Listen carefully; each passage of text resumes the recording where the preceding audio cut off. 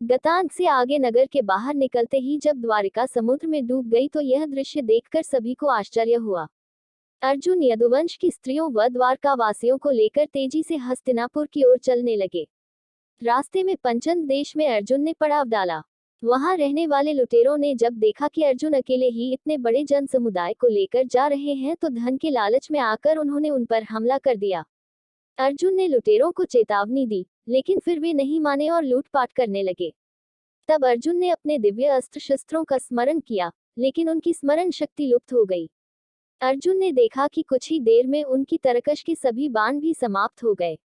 तब अर्जुन बिना शस्त्र से ही लुटेरों से युद्ध करने लगे, लेकिन देखते ही देखते लुटेरे बहुत सा धन और स्त्रियों को लेकर भाग गए। अस्त्रों का ज्ञान लुप्त हो गया, धनुष पर काबू नहीं चलता था, अक्षय बाण भी समाप्त हो गए। यह देखकर अर्जुन को बहुत दुख हुआ। जैसे तैसे अर्जुन यदुवंश की बची हुई स्त्रियों व बच्चों को लेकर कुरुक्षेत्र पहुंचे। यहाँ आकर अर्जुन ने वज्र श्री कृष्ण का पोता को इंद्रप्रस्थ का राजा बना दिया। रुक्मिणी, शाब्या, हेमवती तथा जाम्बवंती आदि रानियां अग्नि में प्रवेश कर गईं, शेष वन में तपस्या के लिए चली गईं। बूढ़ों, बालकों व अन्य स्त्रियों को अर्जुन ने इंद्रप्रस्थ में रहने के लिए कहा। महर्षि वेदव्यास ने दिया था पांडवों को परलोक जाने का विचार। वज्र को इंद्रप्रस्थ का राजा बनाने के बाद अर्जुन महर्षि वेदव्यास के आश्रम पहुंचे।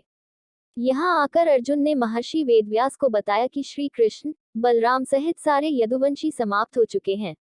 तब महर्षि ने कहा कि यह सब इसी प्रकार होना था, इसलिए इसके लिए शोक नहीं करना चाहिए। तब अर्जुन ने ये भी बताया कि किस प्रकार साधारण लुटेरे उनके सामने यदुवंश की स्त्रियों को हर कर ले गए और वे कुछ भी न कर सके। अर्जुन की बात सुनकर महर्षि वेदव्यास ने कहा कि वे दिव्य अस्त्र जिस उद्देश्य से तुमने प्राप्त किए थे, वह पूरा हो गया, अतः वे पुनः अपने स्थानों पर चले गए हैं। महर्षि ने अर्जुन से यह भी कहा कि तुम लोगों ने अपना कर्तव्य पूर्ण कर लिया है, अतः अब तुम्हारे परलोक गमन का समय आ गया है और यही तुम्हारे लिए श्रेष्ठ भी है। महर्षि वेदव्यास की बात सुनकर अर्जुन उनकी आज्ञा से हस्तिनापुर आए और उन्होंने पूरी बात महाराज युधिष्ठिर को बता दी। युधिष्ठिर ने परीक्षित को बनाया हस्तिनापुर का राजा। यदुवंशियों के नाश की बात जानकर युधिष्ठिर को बहुत दुख हुआ। महर्षि वेदव्यास की बात मानकर द्रौपदी सहित पांडवों ने राजपाट त्याग कर परलोक जाने का निश्चय किया। युधिष्ठिर ने युयुत्सु को बुलाकर उसे संपूर्ण राज्य की देखभाल का भार सौंप दिया और परीक्षित का राज्याभिषेक कर दिया। युधिष्ठिर ने सुभद्रा से कहा कि आज से परीक्षित हस्तिनापुर का तथा वज्र इंद्रप्रस्थ का राजा है, अतः तुम इन दोनों पर समान रूप से स्नेह रखना। इसके बाद पांडवों ने अपने मामा वसुदेव व श्री कृष्ण तथा बलराम आदि का विधिवत तर्पण व श्राद्ध किया। इसके बाद पांडवों व द्रौपदी ने साधुओं के वस्त्र धारण किए और स्वर्ग जाने के लिए निकल पड़े। पांडवों के साथ साथ एक कुत्ता भी चलने लगा। अनेक तीर्थों, नदियों व समुद्रों की यात्रा करते करते पांडव आगे बने लगे। पांडव चलते चलते लाल सागर तक आ गए। अर्जुन ने लोभवश अपना गांडीव धनुष व अक्षय तरकशों का त्याग नहीं किया था। तभी वहां अग्निदेव उपस्थित हुए और उन्होंने अर्जुन से गांडीव धनुष और अक्षय तरकशों का त्याग करने के लिए कहा। अर्जुन ने ऐसा ही किया। पांडवों ने पृथ्वी की परिक्रमा पूरी करने की इच्छा से उत्तर दिशा की ओर यात्रा की। सबसे पहले द्रौपदी गिरी थी स्वर्ग जाने के रास्ते में। यात्रा करते करते पांडव हिमालय तक पहुंच गए। हिमालय लंघ कर पांडव आगे बढ़े तो उन्हें बालू का समुद्र दिखाई पड़ा। इसके बाद उन्होंने सुमेरु पर्वत के दर्शन किए। पांचों पांडव, द्रौपदी तथा वह कुत्ता तेजी से आगे चलने लगे। तभी द्रौपदी लड़खड़ाकर गिर पड़ी। द्रौपदी को गिरा देख भीम ने युधिष्ठिर से कहा कि द्रौपदी ने कभी कोई पाप नहीं किया, तो फिर क्या कारण है कि वह नीचे गिर पड़ी। युधिष्ठिर ने कहा कि द्रौपदी हम सभी में अर्जुन को अधिक प्रेम करती थी, इसलिए उसके साथ ऐसा हुआ है। ऐसा कहकर युधिष्ठिर द्रौपदी को देखे बिना ही आगे बढ़ गए। थोड़ी देर बाद सहदेव भी गिर पड़े। भीमसेन ने सहदेव के गिरने का कारण पूछा तो युधिष्ठिर ने बताया कि सहदेव किसी को अपने जैसा विद्वान नहीं समझता था, इसी दोष के कारण इसे आज गिरना पड़ा है। कुछ देर बाद नकुल भी गिर पड़े। भीम के पूछने पर युधिष्ठिर ने बताया कि नकुल को अपने रूप पर बहुत अभिमान था, इसलिए आज इसकी यह गति हुई है। थोड़ी देर बाद अर्जुन भी गिर पड़े। युधिष्ठिर ने भीमसेन को बताया कि अर्जुन को अपने पराक्रम पर अभिमान था।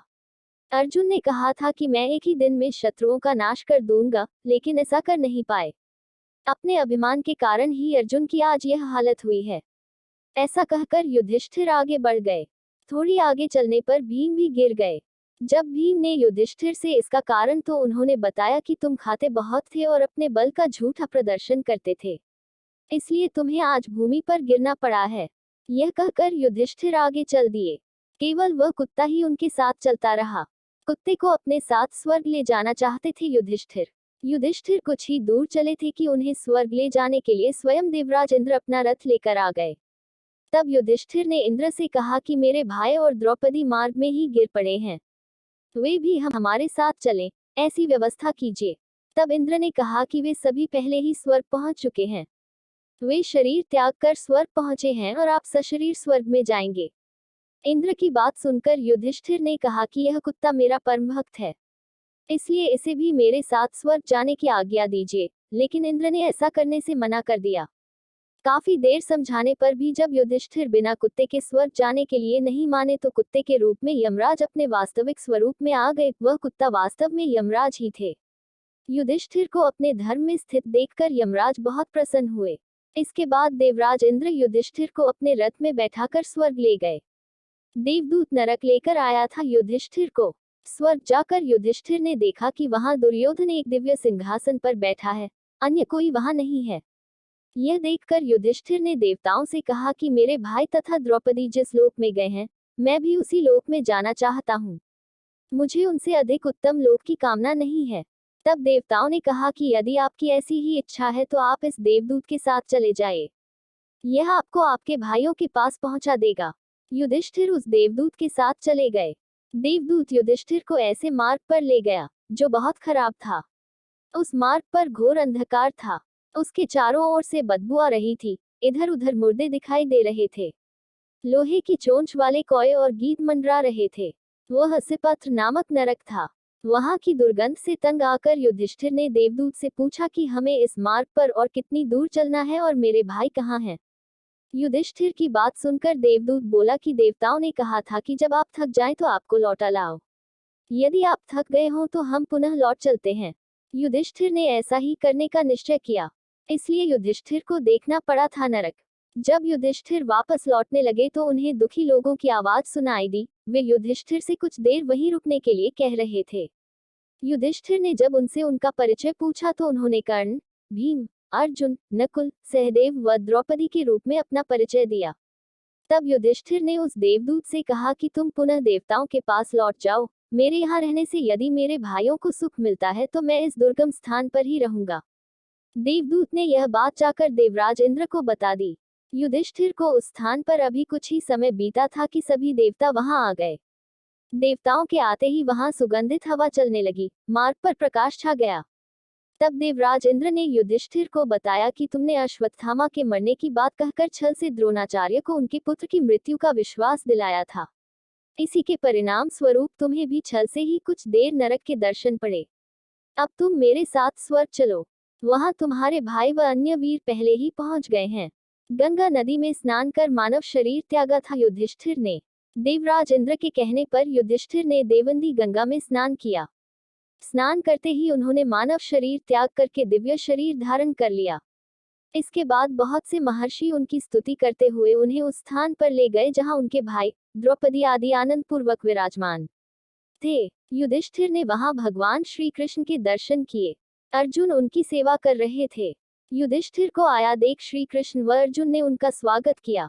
युधिष्ठिर ने देखा कि भीम पहले की तरह शरीर धारण किए वायु देवता के पास बैठे थे। कर्ण को सूर्य के समान स्वरूप धारण किए बैठे देखा। नकुल व सहदेव अश्विनी कुमारों के साथ बैठे थे। देवराज इंद्र ने युधिष्ठिर को बताया कि ये जो साक्षात भगवती लक्ष्मी दिखाई दे रही हैं, इनके अंश से ही द्रौपदी का जन्म हुआ था। इसके बाद इंद्र ने महाभारत युद्ध में मारे गए सभी वीरों के बारे में युधिष्ठिर को विस्तार पूर्वक बताया।